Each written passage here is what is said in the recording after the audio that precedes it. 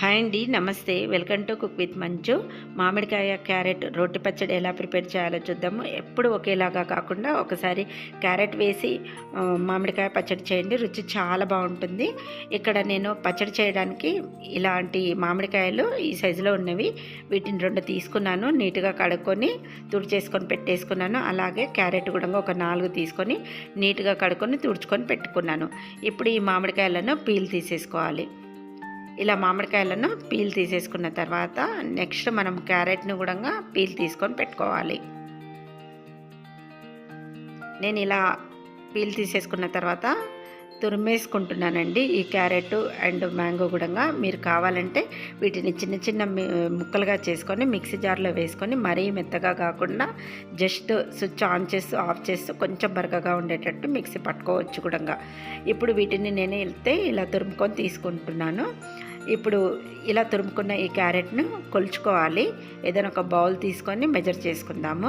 2 కూడా ఈక్వల్గా ఉండాలి, మామిడికాయ తురుము అండ్ క్యారెట్ తురుము. అందుకని నేను ఇక్కడ మెజర్ చేస్తున్నాను. ఇలా తీసేసుకున్న తర్వాత ఒక బౌల్లోకి వేసుకుందాం. ఇలా వేసేసుకున్న తర్వాత సేమ్ మామిడికాయ తురుమును కూడా ఇలాగే కొలుచుకొని తీసుకుందాం. 2 ఈక్వల్గా ఉండాలి, అప్పుడే పచ్చడి ఖరాబ్ అవ్వదు, బాగుంటుంది టేస్ట్ కూడా. ఇలా తీసేసుకొని ఇప్పుడు ఈ మామిడికాయ తురుమును క్యారెట్ తురుములో వేసేసుకొని కలుపుకోవాలి. ఇలా ఈ రెండింటిని కలుపుకున్న తర్వాత ఈ 2 కూడా బాగా కలిసిన తర్వాత వీటిని కొంచెం ఆయిల్లో వేపుకోవాలండి. ఇందులో కొంచెం పచ్చిదనం ఉంటుంది కదా, ఆయిల్లో కొంచెం సేపు వేపుకోవడం వల్ల పచ్చడి అనేది రోటి పచ్చడి అయినా కూడా ఒక వారం రోజుల వరకు కూడా ఖరాబ్ అవ్వకుండా ఉంటుంది. అందుకనే కాసేపు ఆయిల్లో వేపుకోవాలి.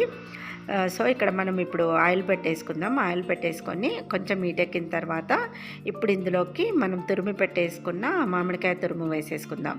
మామిడికాయ తురుము వేసేసుకున్న తర్వాత కలుపుకోవాలి. ఫ్లేమ్ను పెంచకుండా మీడియంలో పెట్టేసుకోవాలి, లేదంటే మాడిపోతుంది. మాడకుండా చూసుకోండి. బాగా మగ్గాలి నూనెలో. ఇక్కడ చూస్తున్నారు కదా, ఇలా మగ్గాలి, బాగా మెత్తబడాలి. కొంచెం కలర్ కూడా చేంజ్ అయింది, చూసారు కదా, ఇలా అయితే సరిపోతుంది. దీన్ని ఇప్పుడు ఒక బౌల్లోకి తీసుకొని ఇందులోకి నేను ఒక 2 స్పూన్ల వరకు కొబ్బరి పొడి వేసుకుంటున్నాను. కొబ్బరి పొడి వేసుకోవడం వల్ల రుచి చాలా బాగుంటుంది. కొబ్బరి పొడి వేసుకొని ఈ కొబ్బరి పొడి అంతా ఈ మామిడికాయ తురుములో కలిసేటట్టు కలిపేసుకోండి. ఇలా కలుపుకోవాలి. కలిపేసుకున్న తర్వాత ఇప్పుడు మనము ఇందులోకి ఉప్పులు కారాలు కూడా వేసుకుందాం. ముందుగా ఇక్కడ 1 టీ స్పూన్ దాకా నేను ఉప్పు వేసుకుంటున్నాను. ఉప్పు కారం అనేది మీరు కలుపుకున్న తర్వాత సరిపోకుంటే వేసుకోవచ్చు. 1.5 స్పూన్ దాకా కారం పొడి వేసుకోవాలి. ఇలా వేసేసుకున్న తర్వాత నెక్స్ట్ ఇప్పుడు మనం ఇందులోకి కొంచెం పసుపు వేసుకుందాము. వేసుకున్న తర్వాత ఇప్పుడు మళ్ళీ ఈ ఉప్పు కారం పసుపు అన్నీ కలిసేటట్టు బాగా కలుపుకోవాలి. ఇలా కలిపేసుకున్న తర్వాత మనం ఇప్పుడు ఇందులోకి కొంచెం జీలకర్ర మెంతులు కూడా వేపుకొని తీసుకోవాలి. పాన్ పెట్టేసుకొని ఇందులోకి 1 టీ స్పూన్ దాకా జీలకర్ర తీసుకుంటున్నాను. అలాగే ఒక పావు టీ స్పూన్ దాకా మెంతులు వేసుకోండి, సరిపోతుంది. తర్వాత ఈ జీలకర్ర మెంతులు బాగా వేగాలండి. ఇవి వేగిన తర్వాతనే ఆవాలు వేసుకోండి.